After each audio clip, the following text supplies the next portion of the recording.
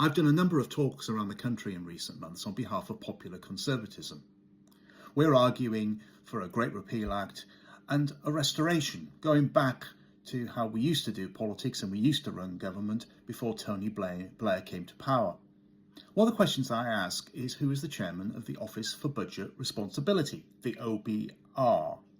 Usually I get a lot of blank faces looking back at me.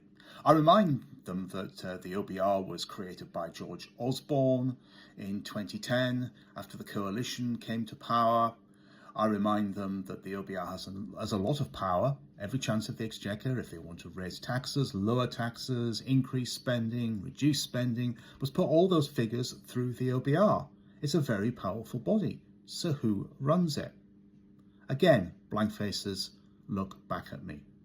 Occasionally is the old person who is brave enough to put their hand up and say, Richard Hughes. Well, yesterday, Richard Hughes resigned as chairman of the OBR after the utter fiasco last week of the OBR accidentally leaking details of the budget before Rachel Reeves had even managed to get on her feet in the House of Commons. But rather than replacing Richard Hughes, why don't they just abolish the OBR completely? Let's take a quick look at its record. Can you name me one economic forecast that it has got remotely right in the last 15 years?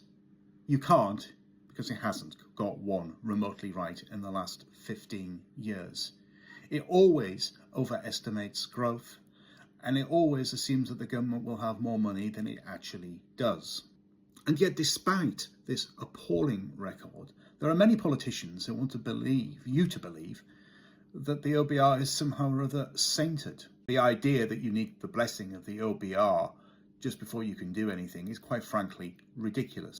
Tax and spending decisions are rightly political decisions, and we elect politicians to make those particular decisions. There are 444 quangos in this country.